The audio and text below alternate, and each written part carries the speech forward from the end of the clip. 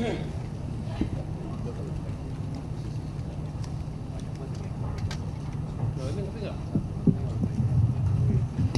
datang kami ucapkan Menteri Koordinator Bidang Perekonomian Bapak Erlangga Hartarto bersama para menteri lainnya.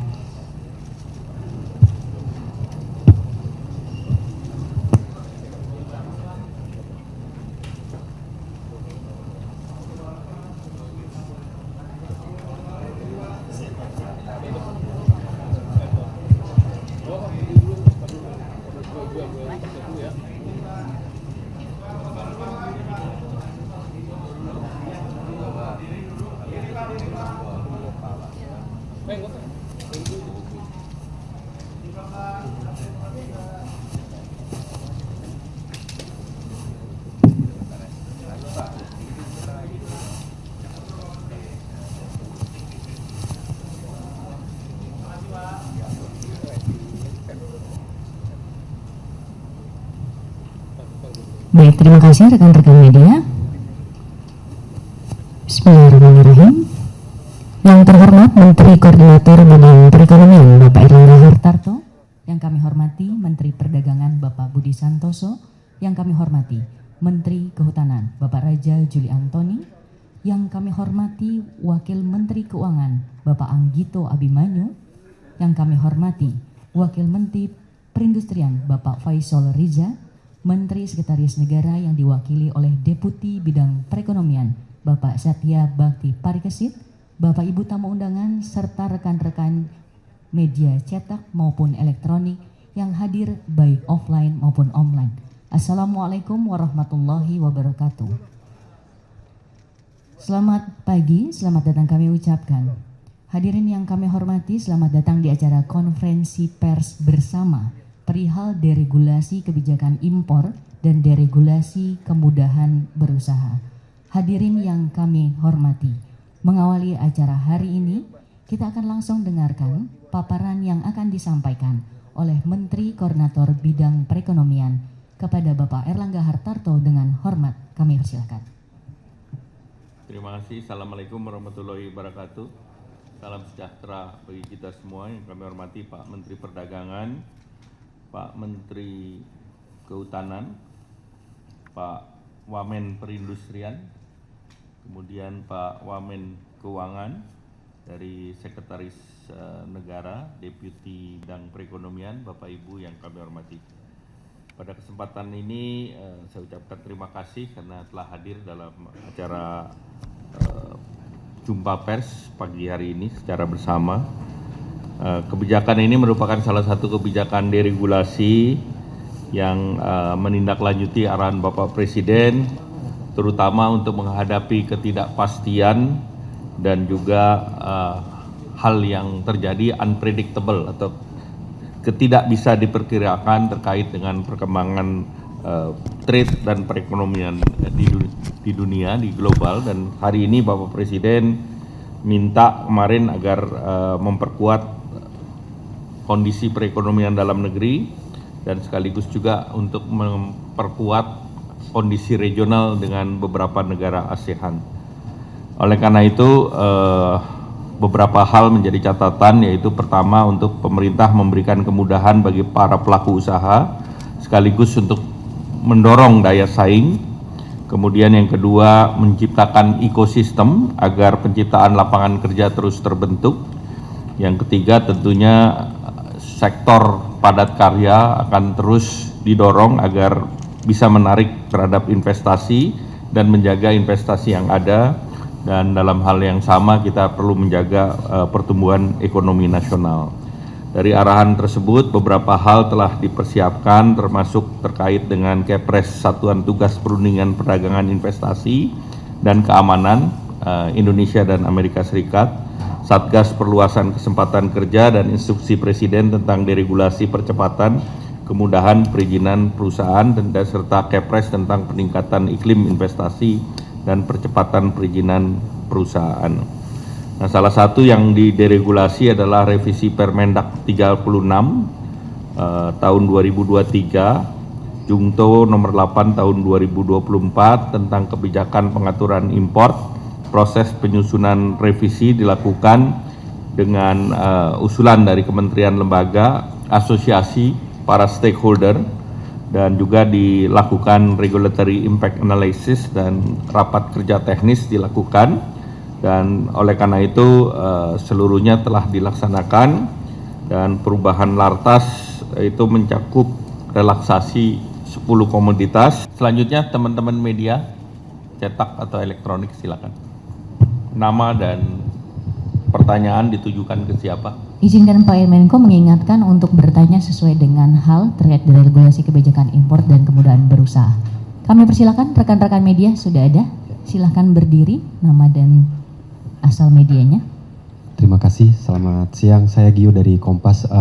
Ada 2 pertanyaan, bebas apa aja yang mau menjawab karena ini masih dalam satu rangkaian. Yang pertama terkait penguatan kebijakan perlindungan industri, terutama industri manufaktur, karena selama ini ada banyak gempuran impor yang kemudian itu menjadi salah satu halangan yang dirasakan oleh industri manufaktur, terutama yang padat karya. Itu yang pertama. Terus yang kedua terkait dengan deregulasi yang kemudian apakah ini bisa menutup celah yang selama ini tumpang tindih kebijakan antar kementerian. Apakah sudah dibahas lebih lanjut terkait aturan-aturan siapa yang kemudian memegang, atau memang ada nanti satu pintu untuk untuk terkait deregulasi ini? Terima kasih.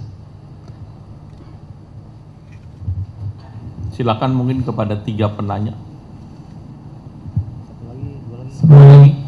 Selamat pagi menjelang siang, Bapak-Bapak. Andi dari Kata Data. Ada beberapa pertanyaan, Pak. Yang pertama ke Pak Busan.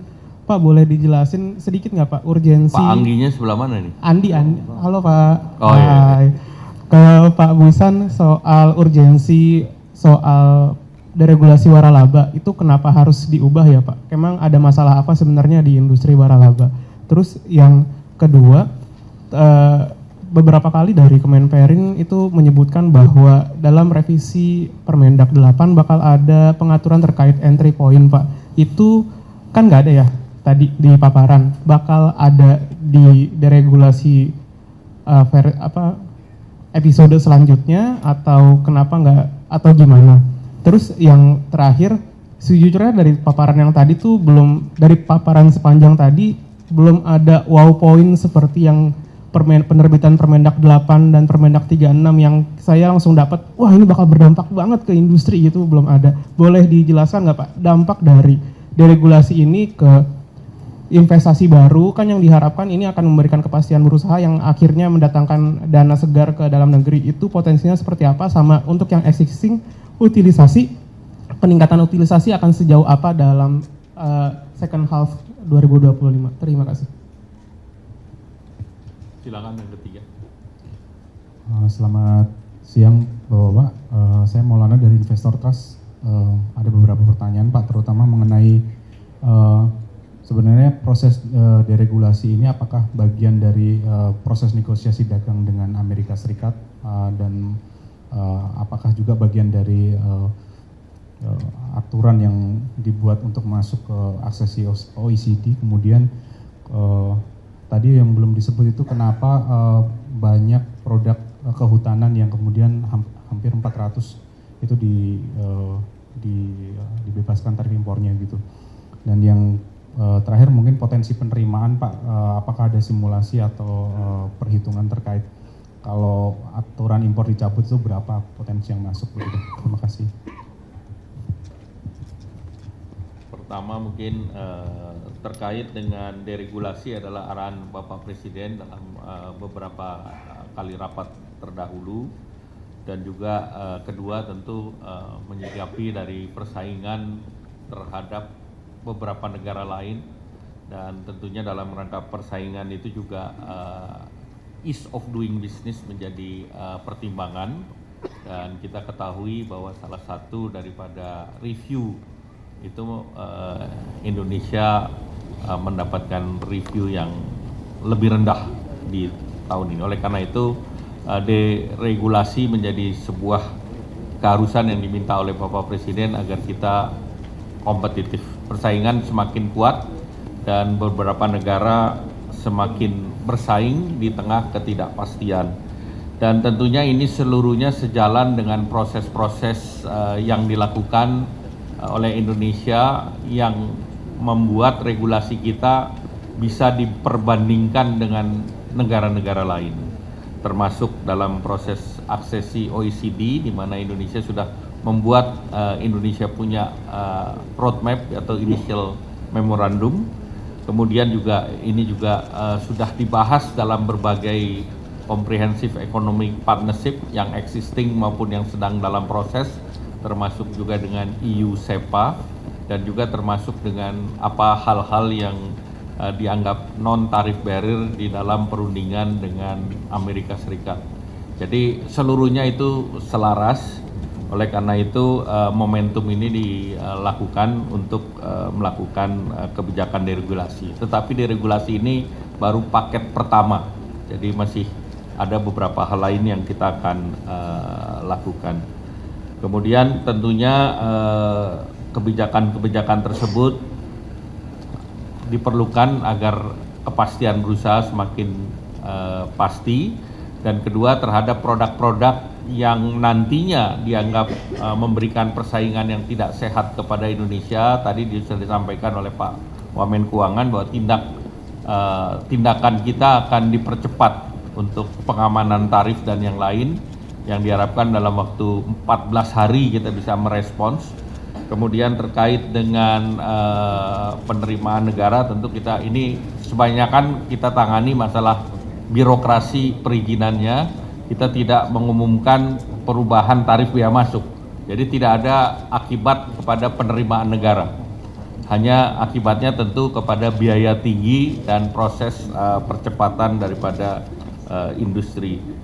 Dan selanjutnya saya minta Pak Menteri Perdagangan untuk menjelaskan dan dilanjutkan oleh Pak Wamen Perindustrian. Silakan. Pak Wamen Keuangan, ada yang ingin ditambahkan? Cukup ya? Ini ada tambahan terkait dengan untuk industri padat karya. Memang saat sekarang pemerintah sedang melakukan negosiasi baik untuk pasar di Eropa maupun dengan Amerika Serikat. Kita ketahui dalam tarif, kita berharap dengan bisa ditekannya tarif, terutama Eropa, mereka menjanjikan akan diturunkan di bawah serendah mungkin. Nah ini tentu akan meningkatkan daya saing kita. Dan kemudian tentu dalam situasi perekonomian dan perang dagang saat sekarang, efisiensi dan cost of logistik menjadi penting. Dan Indonesia adalah negara kepulauan, sehingga tentu kita harus meningkatkan juga logistik cost kita, termasuk dari segi proses yang sekarang dalam proses National Single Window dan juga e-logistik yang terkait juga dengan bea cukai. Nah ini yang kita akan terus tekan. Jadi itu lebih merupakan kebijakan pilihan pemerintah dibandingkan kebijakan yang lain, terutama dalam menghadapi persaingan dengan negara sekitar, yang utama tentu negara ASEAN dan juga negara-negara seperti Bangladesh dan yang lain. Baik, terima kasih. Masih ada lagi? Cukup jelas ya. Terima kasih. Wassalamualaikum warahmatullahi wabarakatuh.